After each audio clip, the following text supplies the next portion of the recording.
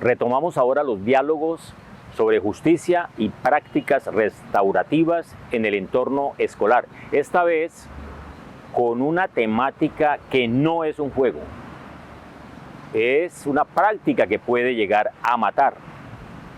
Abordaremos la historia de alguien que sufrió el acoso pero no aguantó.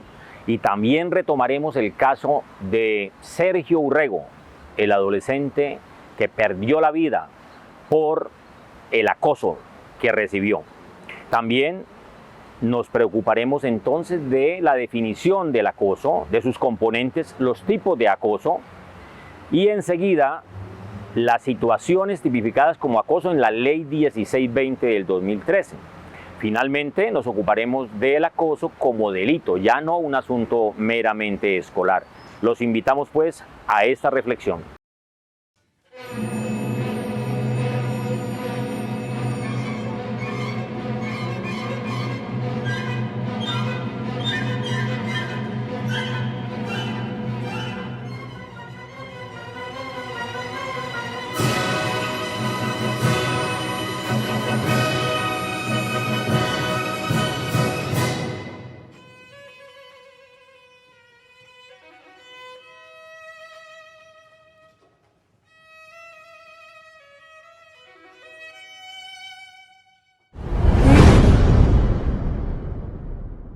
He aquí la historia de Juan y Darley, y dos familias muy queridas de una institución educativa, pacíficas y percibidas como estudiantes sumamente respetuosos y cordiales. Sin embargo, un día tenemos a Juan que reacciona violentamente, sin saberse por qué, ante alguna acción provocada por Darley.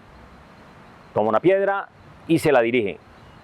El otro reacciona, toma un destornillador que tenía en su cuerpo y se lo entierra en la espalda a Juan.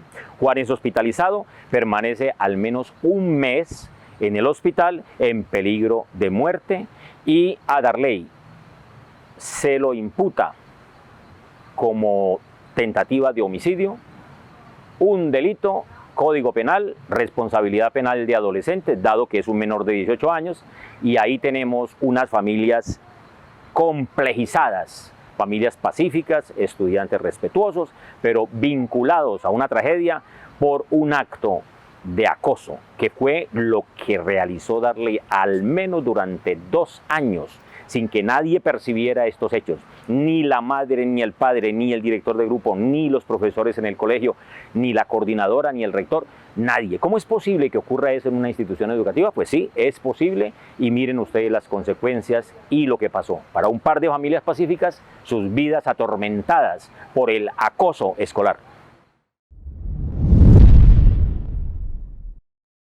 Una niña en una institución educativa de Colombia acosada por compañeras o compañeros de primaria porque tenía la cara llena de acné y se burlaban de ella y la humillaban y la excluían. Y ese es el punto de partida para que la Honorable Corte Constitucional se ocupara del tema del acoso. Llegó por medio de una tutela y entonces tenemos la tutela T-905 del año 2011.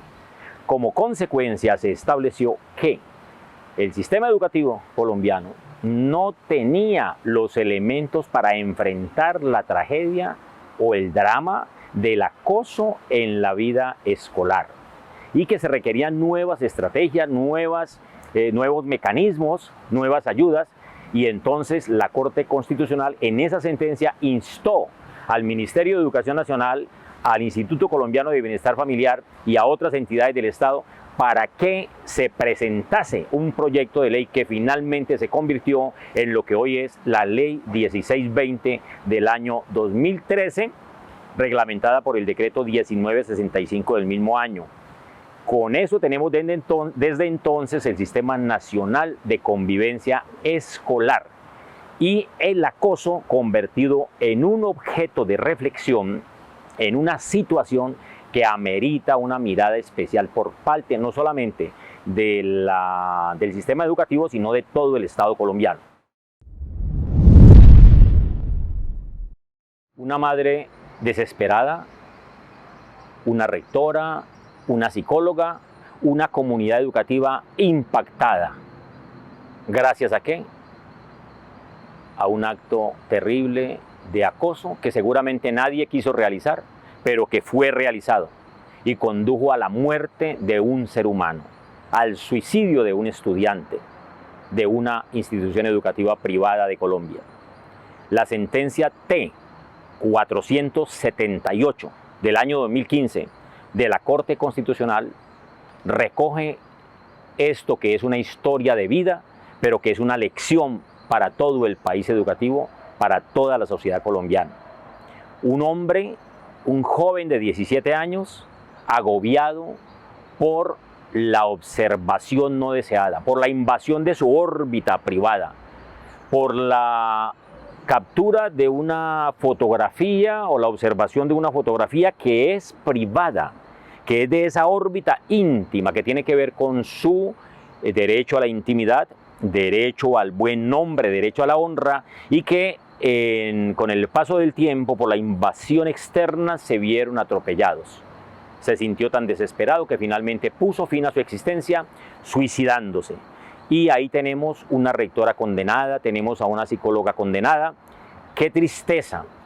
¡Qué dolor para los educadores de Colombia! ¡Qué dolor para la madre, también para los padres de Sergio y para todas las familias afectadas por esa tragedia!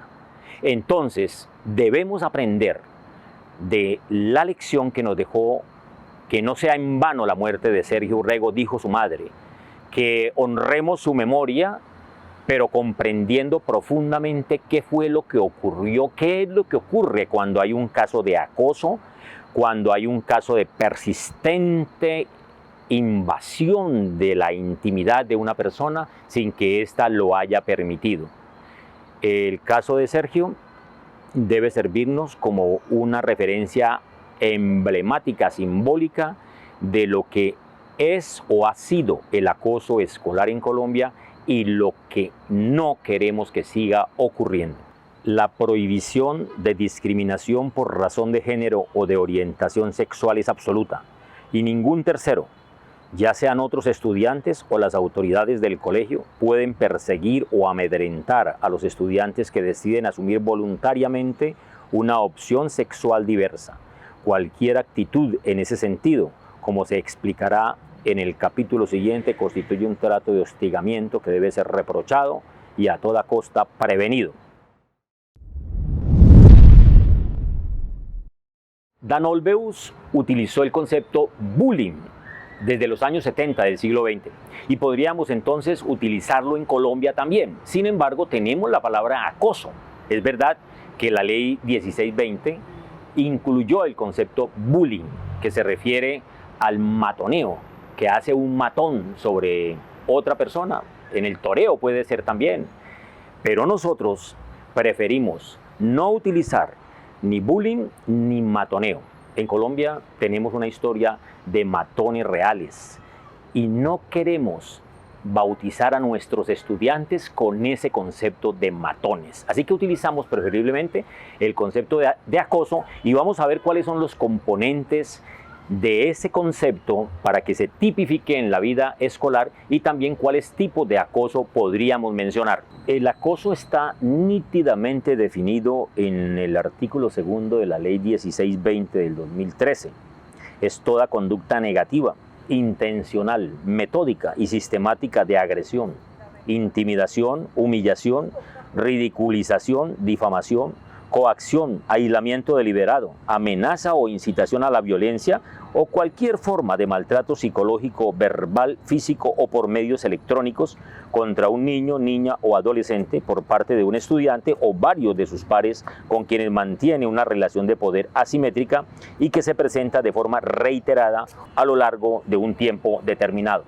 Es decir, que no todo acto de intimidación, humillación, burla, exclusión, hostigamiento se podría tipificar como acoso. Se requiere que haya reiteración, metodicidad, sistematicidad y también una cosa muy importante, la intencionalidad de realizar esos actos ofensivos o dañinos.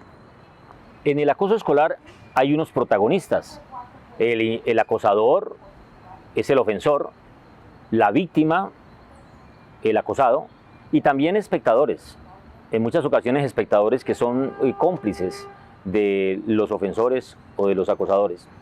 Pero hay que tener en cuenta un factor importante relacionado con la asimetría de poder, el desbalance de poder. Puede deberse a factores de edad, de fuerza, de presencia física. Un niño que es más grande que otro, o una niña que es más fuerte que otra. Pero también los referentes sociales. Por ejemplo, el niño que asume la información que se le ha dado desde fuera de que el hombre tiene un poder especial sobre las mujeres y éstas a su vez se sienten sumisas frente al representante del patriarcado. Todo eso puede incidir en una relación de ofensor-ofendido, de acosador-acosado. También podría ser asuntos relacionados con la etnia, discriminados por el color de la piel. Y esto lo saben algunas personas, lo saben algunos, y aprovechan esa situación para ejercer el acoso sobre compañeros. También la autoridad, en casos en los que están involucrados adultos, como por ejemplo docentes. El autoritarismo derivado de la autoridad hace sentir poderoso a esta persona y puede hacer sentir minusvalorado al ofendido, al acosado o a la acosada. Estos factores de asimetría o desbalance de poder son importantes en la constitución de ese fenómeno del acoso. Podríamos precisar unos tipos de acoso escolar. La agresión verbal, que consiste en hablar mal, difamar, poner apodos, insultar. La agresión física indirecta, que es la de esconder cosas, dañar las cosas, robar las cosas de los compañeros, por ejemplo. La agresión física directa, normalmente ligada al golpe, a pegar. La exclusión social o el acoso relacional, hacer sentir al otro ignorado, excluido, no dejarlo participar en los trabajos grupales, en las acciones colectivas. El humorismo, que es burlarse del otro con humor y que hace más difícil a los demás empatizar con la víctima. Y también una forma de acoso es el acoso sexual, que amerita una mirada un poco más precisa y lo haremos más adelante. Pero también el ciberacoso, que también es llamado cyberbullying o ciberbullying en el anglicismo, y que consiste en el uso deliberado de tecnologías de la información, internet, celulares, redes sociales, videojuegos, para ejercer maltrato psicológico continuado.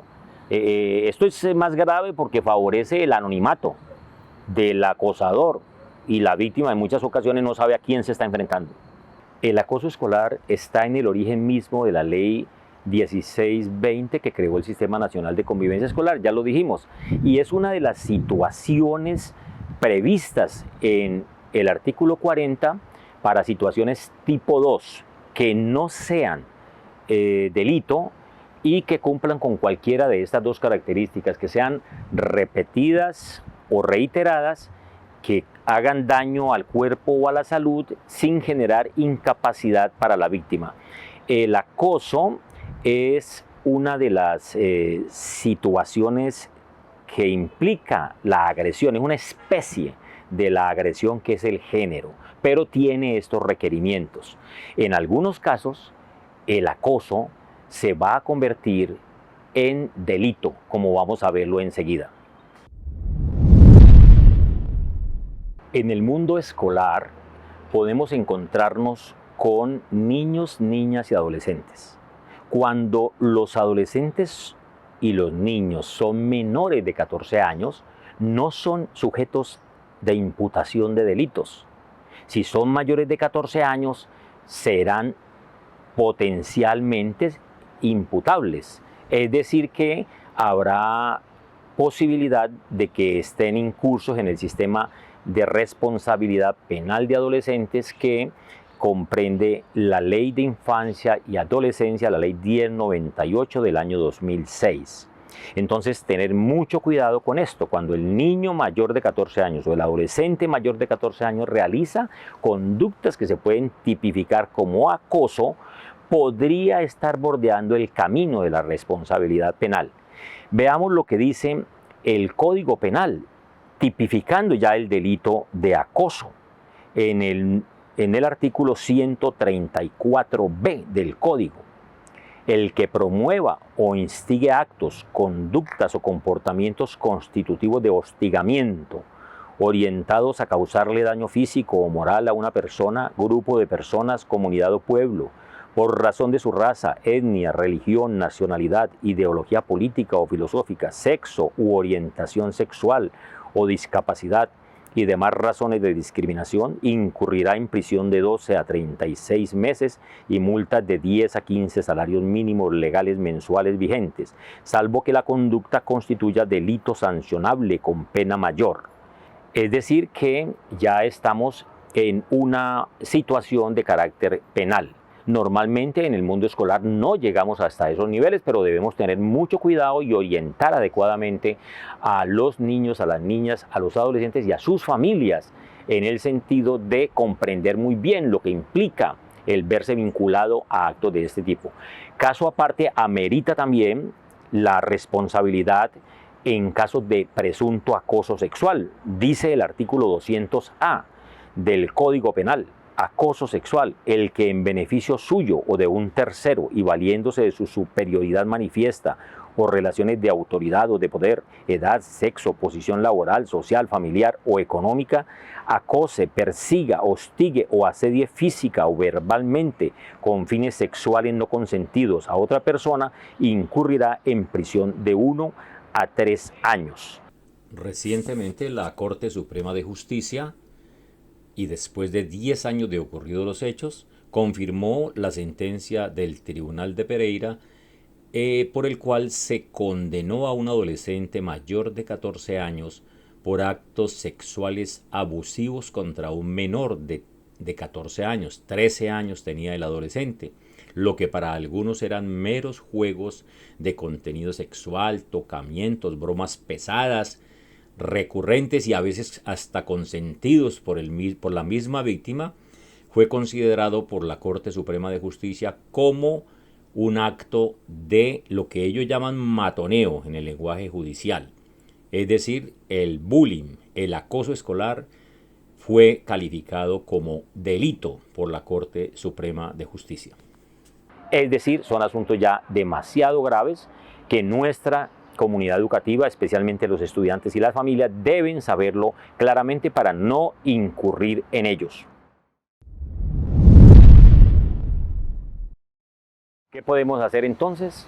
Crear una red muy imbricada, una red relacional al interior de las comunidades educativas, en las cuales el Comité Escolar de Convivencia, creado también por la misma Ley 1620, pueda hacer promoción, prevención, atención y seguimiento, generando dinámicas de reflexión sobre el sentido del valor de la vida, de la salud, de la dignidad de todo ser humano, sin importar el color de la piel, sin importar las creencias religiosas, las ideologías políticas, ningún tipo de aspecto que pueda generar discriminación, y en ese sentido fortalecer la formación en derechos humanos que la Ley 1620 se plantea como objetivo, e igualmente desarrollar la sensibilidad poderosa hacia todo ser humano, crear, fortalecer el Ubuntu del que hablan los africanos en el lenguaje utilizado por el arzobispo Desmond Tutu allá en Sudáfrica, en su libro Dios tiene un sueño, en la tierra de Mandela también. El Ubuntu, la humanidad, el ser sensible ante el sufrimiento del otro, ante las necesidades del prójimo, del que está cerca, del que convive conmigo en el grupo, abrir espacios en los grupos, en las asambleas de grupo, para que los niños, las niñas, los adolescentes se puedan expresar acerca de lo que están sintiendo, y para lograr que los mismos estudiantes puedan detectar oportunamente situaciones de acoso. Lo primero es que se pueda identificar la situación de acoso para poder intervenir. Ya vimos la historia de Juan, cómo pasaron 2 años sin que nadie se diera cuenta de lo que estaba viviendo. Así que fortalecer esas redes de prevención del acoso, redes relacionales, y en las cuales el silencio cómplice, el silencio que puede matar, no sea permitido. Un enfoque restaurativo sin duda nos va a ayudar en todo ese propósito.